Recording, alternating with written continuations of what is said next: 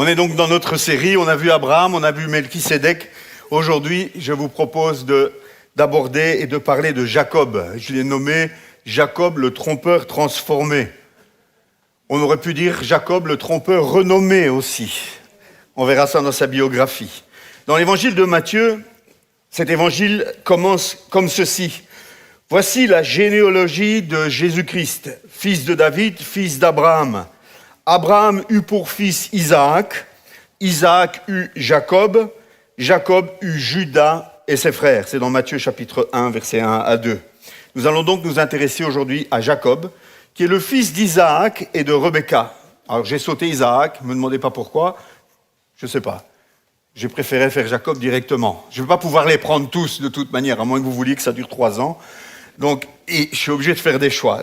J'ai trouvé que Jacob était plus intéressant à entamer directement et en sautant Isaac, sans rien enlever de valeur à Isaac, bien entendu. Mais donc, Jacob est le fils d'Isaac et Rebecca. C'est donc le petit-fils d'Abraham. Et en faisant quelques recherches, je me suis posé la question, mais est-ce que Jacob a connu Abraham? À votre avis? Est-ce que Jacob a connu Abraham? Oui, mais moi je veux des chiffres, je veux des certitudes. Si on sait ceci. On sait que Jacob a connu son grand-père Abraham pendant les 15 premières années de sa vie. Alors il n'y a pas un verset qui le dit, mais par déduction, puisqu'on nous dit que lorsque Jacob est né, Abraham avait 160 ans, et que Abraham est mort à 175 ans, le calcul est vite fait. Ça veut dire que Jacob a connu son grand-père, Abraham, pendant les 15 premières années de sa vie, toute son adolescence, au début de son adolescence. C'est quand même intéressant de savoir que Jacob a grandi, en tout cas dans le début de sa vie, avec cet homme de Dieu qui était Abraham. Ça ne devait pas être rien d'avoir Abraham comme grand-père. Je ne sais pas comment c'était d'ailleurs. Mais quand Jacob allait en vacances chez son grand-père Abraham, ça devait être quelque chose. Alors, Jacob, il a, pour commencer déjà, au niveau de sa biographie, il a une naissance qui est quand même assez particulière. En tout cas, marquée par un signe particulier, puisqu'il va naître en s'accrochant au talon de son frère Ésaü. Je ne sais pas s'il y en a des mamans qui ont eu des jumeaux ici, mais à mon avis, c'est quand même pas très courant que le deuxième suit en s'accrochant à la jambe du premier. Je pense que généralement, il y a un petit intervalle de temps entre la naissance des deux. Mais ici, Jacob, lui, s'accroche au talon d'Ésaü. Le texte dit « Isaac supplia l'Éternel pour sa femme, car elle était stérile. » Rebecca n'arrivait pas à avoir d'enfant. Et l'Éternel l'exauça. Sa femme Rebecca tomba enceinte. Les enfants se heurtaient à l'intérieur. C'est fort comme terme. Les enfants se heurtaient à l'intérieur d'elle. Ça veut dire qu'elle devait sentir à l'intérieur que... je ne sais pas ce qui se passait, mais... il y avait déjà peut-être Ésaü qui disait « Mais lâche-moi le talon, s'il te plaît. » Je ne sais pas ce qui se passait.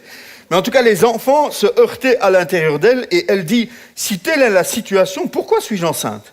Elle alla consulter l'Éternel et l'Éternel lui dit « Il y a 2 nations dans ton ventre. » Waouh, ça doit être fort pour une maman d'entendre ça. « Il y a 2 nations dans ton ventre et 2 peuples issus de toi se sépareront. Un de ces peuples sera plus fort que l'autre et le plus grand sera asservi au plus petit. » Déjà une prophétie qui annonce des choses. Le moment où elle devait accoucher arriva et voici qu'il y avait des jumeaux dans son ventre. Le premier sortit roux et tout couvert de poils, comme un manteau. Ça devait être quelque chose aussi, ça. On l'appela Ésaü. Ensuite sortit son frère, dont la main tenait le talon d'Ésaü. On l'appela Jacob. Isaac était âgé de 60 ans à leur naissance. C'est ainsi qu'on a donné ce prénom de Jacob, qui signifie « celui qui tient le talon » ou « celui qui supplante ». Un présage déjà de la relation difficile, voire conflictuelle, que Jacob allait avoir Ésaü pendant une bonne partie de sa vie. Il faut savoir que les parents ne sont pas innocents dans cette affaire, puisque lorsqu'on lit l'histoire, le texte, d'ailleurs si vous voulez connaître plus des détails de l'histoire de Jacob, vous allez dans Genèse chapitre 25 et vous lisez jusqu'à Genèse chapitre 49. C'est quand même une grosse partie de la Genèse qui est réservée à ce serviteur de Dieu, Jacob. Mais les parents ne sont pas innocents parce qu'en lisant l'histoire, on se rend compte que les parents faisaient des préférences. C'est jamais très bon. Isaac préférait Ésaü et Rebecca préférait Jacob. Ça aide pas dans les relations, ça. Donc les parents ne sont pas innocents dans cette affaire. Donc le nom de Jacob, c'est quelque part déjà un reflet du caractère complexe de ce personnage qu'on va découvrir ou redécouvrir ce matin. Il va devoir prendre la fuite. Pendant sa jeunesse, Jacob prend plusieurs décisions qu'on pourrait dire ou appeler discutables. D'abord, il va tromper son frère. J'aime pas trop ce mot, c'est souvent ce que les commentateurs bibliques disent, mais moi je ne vois pas vraiment une tromperie. Il va acheter le droit d'aînesse à son frère. Pour obtenir le droit d'aînesse, il va proposer un échange à son frère. Son frère revient de la chasse, fatigué, etc. Son frère ne montre pas beaucoup de respect pour ce droit d'aînesse. Le droit d'aînesse, c'était quoi? C'était le privilège qui était accordé à l'aîné de famille. Le fils aîné de la famille avait des privilèges. Il recevait une double part de l'héritage. Il était le leader de la famille au décès du père, mais surtout, il y avait une bénédiction spirituelle qui reposait particulièrement sur sa vie. Et je pense que Jacob était intéressé par cette bénédiction spirituelle. Sa vie montre que Jacob va courir pendant toute sa vie après cette bénédiction spirituelle. On le verra lorsqu'il va rencontrer Dieu lors de son combat. Il dira « Je ne te lâcherai pas tant que tu ne m'auras pas béni ». On connaît cette expression. Jacob est un homme qui cherche la bénédiction. Ésaü est un homme qui va négliger la bénédiction. D'ailleurs, on parle d'Ésaü dans le Nouveau Testament en lui reprochant justement d'avoir négligé cette bénédiction, ce droit d'aînesse. Et donc, Jacob va donc quelque part racheter, tromper son frère pour essayer d'acquérir ce droit d'aînesse. Plus tard, sous l'instigation et avec l'aide de sa maman Rebecca, Jacob va aller plus loin. Il ne se contente pas d'avoir eu un accord avec son frère par rapport à ce droit d'aînesse. Jacob va aller plus loin. Et avec l'aide de sa mère, il va tromper son propre père, Isaac, pour pouvoir recevoir la bénédiction qui était réservée à Isaac. C'est dans Genèse chapitre 27. On relira certains passages tout à l'heure. Conséquence de cela, Jacob va être obligé de prendre la fuite parce que son frère Ésaü, vous savez, celui qui est né avec un manteau, il n'est vraiment pas très content, il est vraiment fâché. Il en veut à la vie de son frère et donc la mère de Jacob l'encourage à prendre la fuite et à partir. Et à partir où? Eh bien, il va aller trouver refuge chez son oncle, le frère de sa mère, qui s'appelle Laban, qui est pas mal non plus dans son genre au niveau tromperie, si vous connaissez l'histoire. C'est pour ça que le titre suivant, c'est « Le trompeur trompé ». Parce que chez Laban, Jacob va tomber amoureux de Rachel. Et il va travailler 7 ans pour pouvoir marier Rachel. Et c'est la noce, on fait la fête, etc., etc. On boit un petit coup. Et au matin, il se réveille avec une grande surprise. Parce que c'est pas Rachel qui est dans son lit, mais c'est Léa, la sœur aînée. Celle qui n'était pas très belle de visage apparemment. Jacob est trompé par Laban. Jacob décide alors de travailler 7 années de plus pour avoir Rachel. Et il aura Rachel. Jacob, le trompeur, trompé. Laban est un drôle de personnage. Je ne vais pas faire une série sur lui, je pense pas que ça en vaut la peine. Mais Laban va vraiment être un homme qui va profiter quelque part de Jacob. Et Jacob va faire preuve de patience parce qu'après avoir travaillé 7 ans pour l'une, 7 ans pour une qu'il ne voulait pas, 7 ans pour une qu'il voulait, il va encore devoir travailler des années pour se constituer un cheptel. Et là aussi, Dieu va intervenir pour aider Jacob, mais je vous laisserai découvrir ça par vous-même dans vos lectures personnelles. Ce qui va se passer, c'est que Jacob va, avec Léa, avec Rachel, mais aussi avec les servantes de Léa et de Rachel, qui s'appelaient Zilpa et Bila, il va avoir en tout 12 fils qui vont donner naissance aux 12 tribus d'Israël. Il aura aussi une fille qui s'appelle Dina. Les années passent chez Laban. Jacob devient prospère, ses troupeaux augmentent. Chaque fois, Laban change les règles du jeu, mais à chaque fois, Jacob a une solution et le troupeau de Jacob augmente. Et à un moment donné, Jacob décide de prendre la fuite et de partir avec ses femmes, ses enfants et son troupeau. Bien des années sont passées et Jacob décide de retourner en Canaan avec toute sa famille. Mais en Canaan, il y a qui? Il y a le roux avec son manteau de poil. Ésaü est là, toujours. Et donc, Jacob se met en route et il se prépare à affronter son frère Ésaü. Et c'est là qu'on reviendra plus loin dans les détails, mais c'est là que Jacob va voir son nom transformé. De Jacob, Dieu va lui dire, tu t'appelleras Israël. Lorsqu'une nuit, ce Jacob va lutter mystérieusement pendant toute la nuit avec un homme, un ange, avec Dieu. Une rencontre divine qui va symboliser pour lui un nouveau départ, un changement. La rencontre avec Ésaü va finalement se terminer par une réconciliation, contrairement à tout ce que Jacob craignait.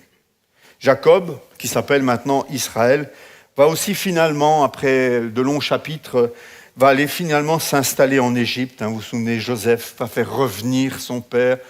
Bon, je ne vais pas entrer dans les détails, on verra Joseph, c'est le prochain personnage qu'on verra ensemble. Mais donc Israël va aller s'installer en Égypte auprès de son fils Joseph, qui avait été vendu par ses frères en esclavage. Et Joseph devient là-bas une figure importante, on verra ça. Et Jacob va mourir en Égypte. Mais il va faire jurer à ses fils de ramener ses ossements pour qu'ils soient enterrés dans le fameux tombeau familial, celui que Abraham a déjà utilisé pour enterrer Sarah, dans la caverne de Macpéla, en Canaan, Genèse 49.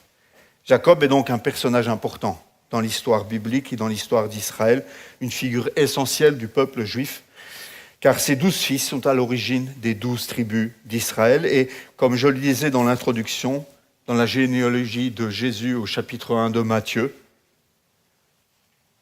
Jésus vient de la tribu de Juda, un des 12 fils de Jacob. Voilà une biographie courte de la vie de Jacob. J'ai passé bien des détails, évidemment, parce qu'il y a tellement de choses à dire.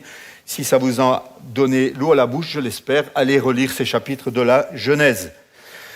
On va reprendre ce matin uniquement 3 faits marquants de la vie de Jacob. Il y en a beaucoup, mais j'en ai choisi 3. La vie de Jacob est marquée par la lutte.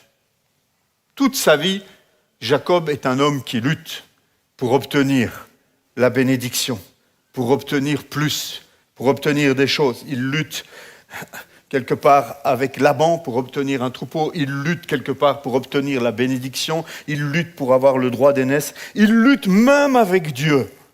C'est un homme qui est habitué à la lutte. Et quand il lutte avec Dieu, apparemment, Dieu a du mal à s'en défaire. Dieu est obligé de le frapper pour pouvoir s'en défaire. Donc, dès sa naissance, Jacob est décrit comme celui qui saisit le talon d'Ésaü. Et cette image symbolise la rivalité et la lutte qui vont marquer toute sa vie, finalement. Il rachète à son frère le droit d'aînesse. On lit ce texte dans Genèse 25. Ses enfants grandirent, en parlant de Jacob et d'Ésaü. Ésaü devint un habile chasseur, un homme de la campagne, alors que Jacob était un homme tranquille qui restait sous les tentes. Isaac aimait Ésaü parce qu'il lui amenait du gibier, et Rebecca aimait Jacob. Tandis que Jacob faisait cuire un potage, Ésaü revint des champs, accablé de fatigue. Ésaü dit à Jacob, « Laisse-moi manger de ce roux, de ce plat roux, car je suis fatigué. » C'est pour cela qu'on a donné à Ésaü le nom d'Édom, roux. Jacob répondit, « Vends-moi aujourd'hui ton droit d'aînesse. » C'est pour ça que je dis, moi je ne vois pas vraiment où est la tromperie. Mais il a profité en tout cas de la situation de faiblesse de son frère. « Vends-moi aujourd'hui ton droit d'aînesse. » Ésaü répondit, « Je vais mourir. À quoi me sert ce droit d'aînesse ?» Jacob dit, « Jure-le-moi d'abord. » Et il le jura. Il vendit son droit d'aînesse à Jacob. Alors Jacob donna du pain et du potage de lentilles à Ésaü. Il mangea et but, puis se leva et s'en alla. C'est ainsi qu'Ésaü méprisa le droit d'aînesse. Je crois que cette phrase est importante. Ça n'a pas plu à Dieu, cela. Ça n'a pas plu à Dieu du tout qu'Ésaü méprise le droit d'aînesse. C'est pour ça que cette petite phrase apparaît dans l'Ancien Testament. Bien plus tard, alors que son père Isaac devient vieux, presque aveugle, Jacob n'a pas perdu de vue la bénédiction. Ce qu'il a racheté à son frère, ce que son frère a méprisé, Jacob, lui, ne l'a pas oublié. Ce qu'Ésaü avait méprisé des années plus tôt, Jacob le veut plus que tout. Et avec l'aide de sa mère, il va tromper son père et son frère, et il va recevoir la bénédiction. Son père va le bénir et va lui accorder cette bénédiction, en croyant l'accorder à Isaac, mais peu importe. C'est quand même Jacob Ésaü, c'est quand même Jacob qui va la recevoir, cette bénédiction. C'est bien, vous suivez, hein? Je voulais être sûr que ce soit le cas. Il va ainsi réussir à obtenir la bénédiction, ce qui va provoquer la colère d'Ésaü, qui se sent vraiment dépouillé, et ça le contraint à fuir vers Laban, on en a parlé. Ici, Jacob symbolise quelque part l'homme qui, malgré ses faiblesses et ses défauts, et il en avait, cherche à atteindre quelque chose de plus grand. Jacob voulait cette bénédiction. Il y a quelque part dans l'attitude de Jacob quelque chose qui est indéniablement pas correct, mais en même temps, il y a aussi chez lui une volonté de recevoir la bénédiction. Il y a comme une ambiguïté entre les deux. D'un côté, il s'y prend mal, mais d'un côté, ce qu'il recherche est juste, est bon. C'est un peu sa vie. Et donc, Jacob symbolise l'homme qui, malgré ses faiblesses et ses défauts, cherche à atteindre quelque chose de plus grand. Il lutte pour obtenir une place, une bénédiction, par ses propres moyens. Jacob nous rappelle que même lorsque nous agissons de manière imparfaite, et ça nous arrive souvent d'agir de manière imparfaite ou d'essayer d'obtenir quelque chose de la part de Dieu, mais on ne s'y prend pas toujours de la même manière, ça n'empêche que Dieu continue à œuvrer dans nos vies pour accomplir son plan. Dieu n'a pas rejeté Jacob. Parce que Jacob s'y est mal pris, Dieu n'a pas mis Jacob de côté. Il a continué à veiller sur lui. Le deuxième fait marquant qui fait suite à cela, c'est cette fameuse rencontre que Jacob va faire avec Dieu à Bethel. C'est le début de sa transformation. On n'est pas encore au moment où Jacob va lutter avec Dieu, mais alors qu'il est en train de fuir sa maison natale pour aller vers son oncle Laban, Jacob va faire une expérience, un fait marquant dans sa vie, une première rencontre avec Dieu. Lors de ce voyage, pour aller vers Laban, il va faire une rencontre spirituelle majeure à Bethel. En tout cas, c'est comme ça qu'il va nommer l'endroit, Bethel, maison de Dieu. Là, il va faire un rêve. Et dans son rêve, il voit une échelle qui relie la terre au ciel avec des anges qui montent et qui descendent. Et au sommet de l'échelle se trouve l'Éternel qui lui renouvelle la promesse qui avait été faite à Abraham de faire de lui donner une descendance nombreuse. On lit ça. Il fit un rêve, une échelle était appuyée sur la terre et son sommet touchait le ciel. Genèse 28. Des anges de Dieu montaient et descendaient par cette échelle. L'Éternel se tenait au-dessus d'elle. Et il dit, « Je suis l'Éternel, le Dieu de ton grand-père Abraham et le Dieu d'Isaac. La terre sur laquelle tu es couché, je te la donnerai à toi et à ta descendance. Ta descendance sera pareille à la poussière de la terre. Tu t'étendras à l'ouest et à l'est, au nord et au sud. Et toutes les familles de la terre seront bénies en toi et en ta descendance. Je suis moi-même avec toi, je te garderai partout où tu iras, je te ramènerai dans ce pays, car je ne t'abandonnerai pas tant que je n'aurai pas accompli ce que je te dis. » Ce passage est important parce qu'en fait, il montre et il atteste que la bénédiction qu'Isaac donne en se trompant à Jacob, Dieu dit, « Tu l'as bien reçue, cette bénédiction. » Cette parole, elle aurait dû être adressée à Ésaü. Mais c'est bien Jacob qui la reçoit. Et c'est Jacob qui reçoit cette promesse d'être une source de bénédiction pour toute la terre, comme elle avait été donnée à son grand-père Abraham avant lui. Cette rencontre marque un tournant dans la vie de Jacob. Imaginez avoir un rêve pareil et entendre Dieu vous dire ce genre de choses, ça doit certainement marquer une vie. C'est le moment où Dieu se révèle à lui de manière personnelle. De la même manière, frères et sœurs, il y a des moments dans notre vie où Dieu se manifeste aussi clairement. Au moment de notre conversion, par exemple. Ce sont des moments qui nous marquent et qui deviennent des points de référence pour notre foi. Et nous avons comme ça, dans notre marche chrétienne, des moments de rencontre particulières avec Dieu qui nous permettent de poser des jalons dans notre marche spirituelle.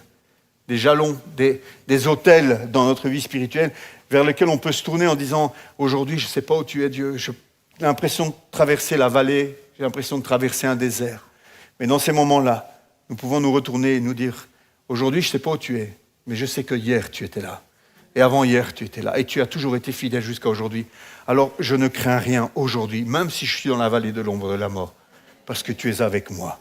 Ta houlette et ton bâton me rassurent. » Le chrétien doit apprendre à marcher par la foi et pas toujours en ressentant, pas toujours en ayant une flamme de feu qui brûle devant ses yeux pour le rassurer.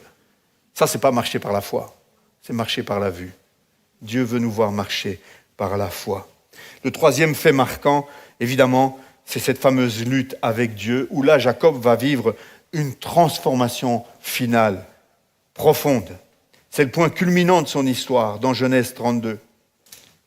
Il est en train de retourner de chez Laban vers chez Ésaü. Il est en train de réfléchir à comment faire pour apaiser mon frère Ésaü. Qu'est-ce qui va se passer? Est-ce qu'il va s'en prendre à moi? Est-ce qu'il va s'en prendre à mes enfants, à mes femmes, à mes troupeaux? Il est inquiet. Et Jacob, nous dit le texte, resta seul. Il s'isola en Genèse 32. Et c'est alors qu'un homme lutta avec lui jusqu'au lever de l'aurore. Voyant qu'il n'était pas vainqueur contre lui, cet homme le frappa à l'emboîture de la hanche. Celle-ci se déboîta pendant qu'il luttait avec lui. Il dit, « Laisse-moi partir, car l'aurore se lève. » Jacob répondit, « Je ne te laisserai pas partir avant que tu ne m'aies béni. » Il lui demanda, « Quel est ton nom ?» Il répondit, « Jacob. » Il ajouta, « Ton nom ne sera plus Jacob, mais tu seras appelé Israël, car tu as lutté avec Dieu et avec des hommes, et tu as été vainqueur. » C'est fou quand même comme parole. Lutter avec Dieu et être vainqueur. Alors qu'il s'apprête à rencontrer Ésaü, Jacob passe une nuit entière à lutter avec un mystérieux personnage, souvent interprété comme un ange, ou Dieu lui-même, puisque cet homme lui dit « Tu as lutté avec Dieu ». On ne sait pas trop. Mais durant cette lutte interminable, qui semble interminable, il dit à l'homme « Mais laisse-moi partir, laisse-moi partir ». Et Jacob ne le laissera pas partir tant qu'il n'aura pas été béni. À la fin de cette lutte, Jacob reçoit un nouveau nom. Et c'est de là que vient le mot Israël, celui qui lutte avec Dieu. Genèse 32, 28. Après des années de lutte avec les hommes et avec Dieu, Jacob est finalement transformé. À mon avis, il va ressortir de cette confrontation différent. Vous savez, dans la Bible, quand quelqu'un recevait un nouveau nom, ça signifiait une transformation. Ça signifiait une page se tourne. Ton histoire se réécrit. Ça signifiait beaucoup de choses de changer de nom. Et vous savez qu'un jour, nous allons nous aussi recevoir un nom nouveau. Lorsque Dieu intervient dans une vie, nous changeons de nom. Les choses anciennes sont passées, voici toutes choses sont devenues nouvelles. C'est ce que Jacob va vivre dans son histoire. Il va passer d'un trompeur à un homme béni, d'un manipulateur à quelqu'un qui reçoit une nouvelle identité en Dieu. Et ce changement de nom, il est aussi significatif pour nous, frères et sœurs. En Christ, nous sommes appelés, nous aussi, à être transformés et à revêtir une nouvelle identité. Dieu ne nous laisse pas dans nos luttes internes, mais il veut nous changer, nous purifier et nous élever à une place nouvelle, plus haute avec lui. Jacob va être étonné parce que finalement, ce frère qu'il croyait être agressif, qu'il pensait passer un mauvais quart d'heure avec ce frère va venir à lui avec les bras grands ouverts. Jacob va vivre, au lieu de la vengeance de son frère, il va vivre le pardon et la réconciliation. Au lieu de l'attaquer, Ésaü va courir à sa rencontre et il va embrasser son frère. Cela montre que lorsque Dieu transforme notre cœur, il peut aussi, peut-être pas toujours, mais il peut aussi nous donner la grâce de la réconciliation avec les autres. C'est une bonne nouvelle. Passons au troisième point, pour garder la même structure que dans les autres séries. En quoi est-ce que Jacob est un type de Christ ? En quoi est-ce que Jacob, ce patriarche, est une figure centrale de l'histoire d'Israël et en quoi il préfigure Christ ? Bien, de plusieurs manières. Il y en a beaucoup, donc je n'en reprends que quelques-unes. Avant cela, je bois un coup.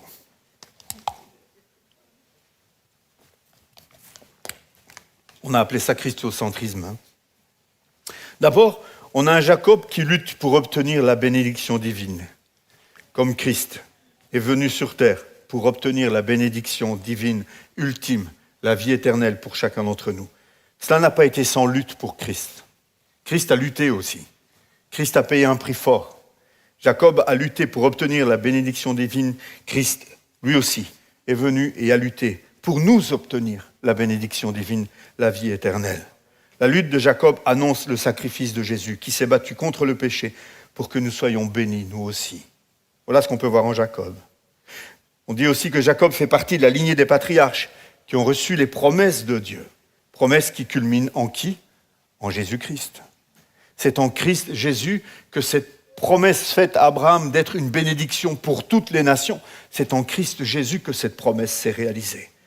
Jacob étant un des patriarches, eh bien, il nous amène à regarder lui aussi à Christ. C'est au travers de lui que toutes les familles de la terre seront bénies, au travers de Jésus. Cette promesse trouve son accomplissement ultime en Christ Jésus, descendant de Jacob, qui bénit toutes les nations. Comment ? Mais par son œuvre rédemptrice. Comment est-ce que Christ est une source de bénédiction ? En donnant sa vie et en proposant, en offrant le pardon avec Dieu, en le rendant possible pour chacun qui met sa foi en lui, qui se repent et qui se tourne vers lui. La vision de l'échelle que Jacob a eue à Bethel, reliant la terre et le ciel, est aussi une image, quelque chose qui est accompli en Christ. Jésus est le médiateur entre le ciel et la terre. On pourrait dire que l'échelle, c'est Christ, celui qui nous relie au Père, celui qui permet les échanges de haut en bas et de bas en haut. Donc Jésus est le pont entre le ciel et la terre, celui par qui nous avons accès au Père. Jésus dira, nul ne vient au Père que par moi.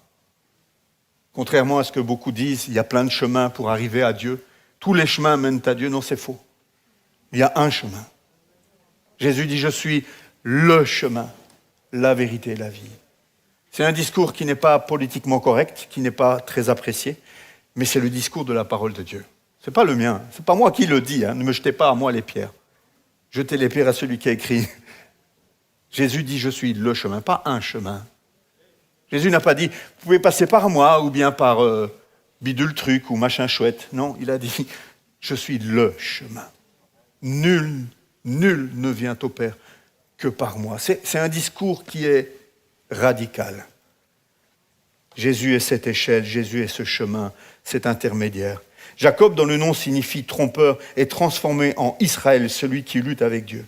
Ce changement d'identité, de vie, de tromperie à une vie de bénédiction est une image aussi de la transformation spirituelle que Jésus opère dans ma vie et dans ta vie, dans nos vies.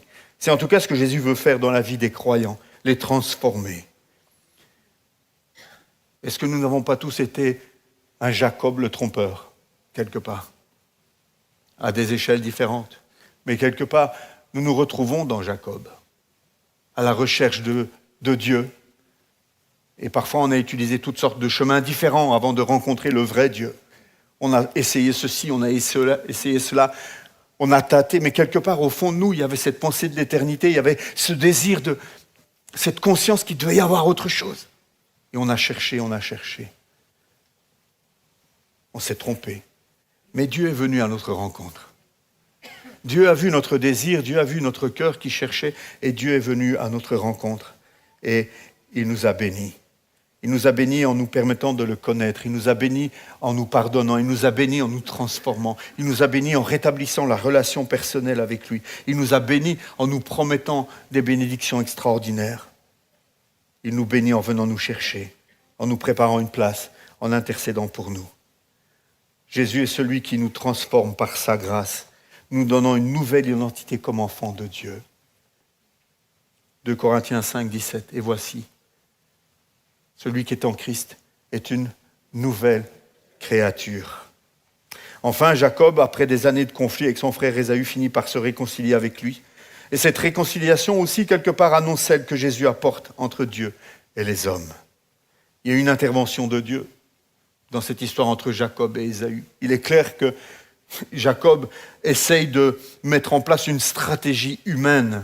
Si vous connaissez l'histoire, il va faire passer un petit troupeau, et puis un deuxième petit troupeau, et il essaye de... Mais c'est Dieu qui agit. C'est Dieu qui agit et qui fait qu'Ésaü reçoit favorablement son frère et le pardonne. De même que Jacob prépare le terrain pour la réconciliation avec Ésaü, Jésus est le médiateur entre Dieu et l'humanité, restaurant la paix et l'harmonie qui a été rompue par le péché. Alors qu'est-ce qu'on peut conclure, qu'est-ce qu'on peut dire de cette histoire de Jacob ? Une phrase importante que je voulais qu'on affiche. Tu peux la mettre, Sabrina. C'est peut-être petit, non, mais je pense que cette phrase, elle résume bien la vie de Jacob, et je pense que c'est une phrase que chacun d'entre nous devrions retenir. C'est que Jacob a appris que la bénédiction ne réside pas seulement dans ce qu'on obtient, mais dans ce qu'on devient.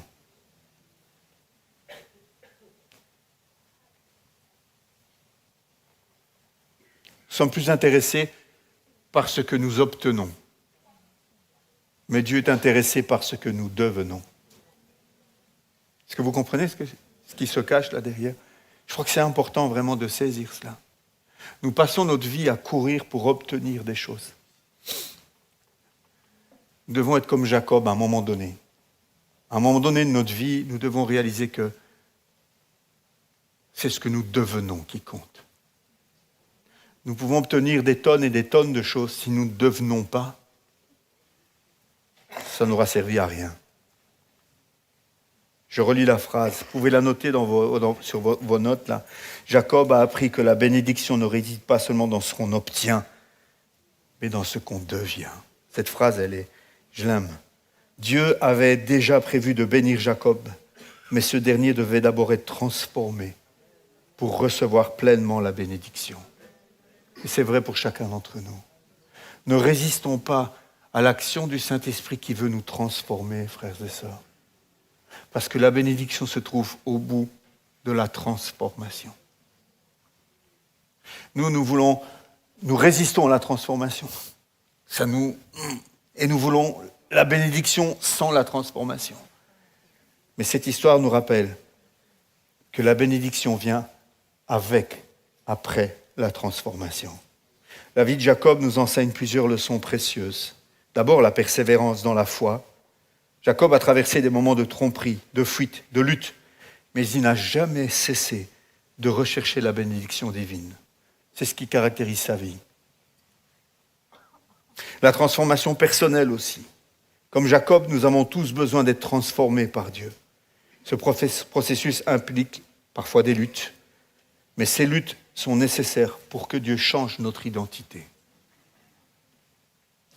Je sais que certains d'entre vous êtes déjà passés par des moments difficiles, des moments d'épreuve, des moments douloureux, des moments de maladie, des moments de deuil, des moments où vous vous êtes sentis abandonnés.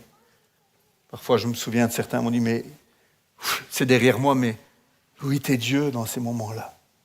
Dieu était là. Dieu était là. Tu ne le voyais pas, mais Dieu était là. Et Dieu était à l'œuvre. Et Dieu était en train de te transformer. Cette histoire nous parle de la fidélité de Dieu aussi. Malgré ses erreurs, les nombreuses erreurs de Jacob, Dieu, lui, est resté fidèle à ses promesses. Dieu avait fait des promesses à Péniel, à Bethel, en disant « tu seras une source de bénédiction », etc. Mais après ça, Jacob a encore fait des choix qui n'étaient pas toujours les bons. Ça n'a pas empêché Dieu de tenir sa promesse. Et parfois, le diable vient et nous dit « oh là là, qu'est-ce que tu viens de faire là? Oh là, la bénédiction, les promesses de Dieu. » Mensonge, mensonge, parce que Dieu n'est pas menteur. Ce que Dieu promet, il l'accomplit. Et Jacob en est un bel exemple. Dieu est resté fidèle à ses promesses, même quand Jacob, lui, ne l'était pas. Dieu renouvelle constamment son alliance et il réalise son plan à travers des hommes imparfaits. N'attendez pas d'être parfait pour servir. Soyez prêts à servir Dieu quand il vous appelle. Enfin, Jacob est un exemple de la manière dont Dieu prend des vies marquées par la faiblesse pour les transformer, pour accomplir ses propres desseins. Dieu nous appelle à la même transformation, frères et sœurs. Nous aussi, nous sommes comme des petits Jacob. Dieu nous appelle à abandonner nos anciennes façons de vivre et à accepter notre nouvelle identité en Christ et à marcher dans la plénitude de sa bénédiction. Voilà ce que Dieu nous promet et ce que Dieu veut nous faire comprendre au travers de cette histoire de Jacob. Nous sommes fils et filles de Dieu. Nous avons une nouvelle identité. Et notre mission, c'est de croire ce que Dieu dit de nous. Vous connaissez ce chant de Darlene Zech? Non, pas Darlene, Lauren Daigle, pardon, qui dit « You say » en anglais. Il a été traduit en français. « Tu dis ». Je ne sais pas si on l'a. Tu serais capable de l'improviser? Est-ce qu'on pourrait juste afficher les paroles, alors, peut-être? Tu sais, on l'a déjà dans le répertoire? Lorraine Daigle, qui a écrit ce chant, était dans une crise identitaire. Elle se voyait faible, elle se voyait dans la défaite, elle ne se sentait pas bien du tout. Et elle a écrit ce chant, Tu dis. Ah, ça c'est le chant en anglais ou en français? En anglais. Tu as les paroles? Et en fait, dans ce chant, elle exprime son état d'âme et en même temps... Bon, on va pas, il y en a peu qui comprennent l'anglais. Tu as les paroles en français ou pas? Tu cherches? En tout cas, le refrain qui vient, c'est « Je crois ce que tu dis de moi ». Et l'idée, elle est là, c'est qu'il y a plein de mensonges qui viennent de nous, des choses que nous croyons de nous qui sont fausses, mais aussi des mensonges que le diable souffle à notre oreille. Et devant tous ces mensonges, l'attitude du chrétien, c'est dire « Je ne crois pas ce que je pense de moi ou ce que le diable dit de moi ou ce que les autres disent de moi. Je choisis de croire ce que tu dis de moi. Et tu dis de moi que je suis ton enfant. Et tu dis de moi, on a les paroles, voilà. Tu dis que tu m'aimes quand je ne ressens rien. Combien de fois nous ne ressentons rien? Mais dans ces moments-là, je crois que tu m'aimes. Tu dis que je suis fort même quand je me sens faible. Tu dis que tu me tiens même si je crois tomber. Quand je me sens oublié, tu dis que je suis à toi. Oh oui, je crois. Oh oui, je crois. Ce que tu dis de moi, c'est maintenant. Ce que tu dis de moi, oui, je crois. Ce matin, je vous invite à croire ce que Dieu dit de vous. Arrêtez de croire aux mensonges. Arrêtez de croire à ces choses négatives qui sont là, que vous vous dites de vous-même, que vous pensez de vous-même, ou que les autres pensent de vous. Commencez à vivre en croyant ce que Dieu dit de vous. Amen. On va prier ensemble. Quelle joie ce matin, Papa, de nous approcher d'un Père aussi merveilleux que toi. On a commencé à s'en rappeler par la louange qu'on t'a rendue ce matin, par la Sainte Seine où nous avons vu que tu as prouvé ton amour envers nous alors que nous étions encore loin d'être aimables, alors que nous étions dans le péché, tu as choisi de nous aimer. Tu as choisi de faire de nous tes fils et tes filles. Et ce matin, Père, nous voulons, à la suite de ce message, de cette prédication, nous voulons prendre cet engagement de croire ce que tu dis de nous. Nous voulons, Seigneur, nous accrocher non pas à ce que nous pouvons obtenir, mais à ce que tu veux que nous devenions. Merci d'agir par ton Saint-Esprit dans mon cœur et dans nos cœurs, dans le cœur de chacun de ceux qui sont ici, afin que nous puissions vivre cette transformation, afin que nous puissions vivre comme des fils et des filles de Dieu, non plus comme des mendiants, non plus comme des hommes et des femmes qui sont sans cesse en train de douter de ton amour, douter de ce que tu as comme projet pour nous, douter de nos capacités, douter tout le temps, douter de tout. Ce matin, nous prenons l'engagement, Père, de croire ce que tu dis de nous. Tu dis que tu m'aimes. Je veux le croire ce matin. Tu dis que je suis ton fils, ta fille bien-aimée. Je veux le croire ce matin. Tu dis que j'ai une destinée, que j'ai la vie et l'éternel. Je veux le croire ce matin. Je crois ce que tu dis, Père. Dans le nom et avec la force du Saint-Esprit. Dans le nom de Jésus, avec la force du Saint-Esprit. Nous recevons cette bénédiction, cette promesse ce matin. Amen.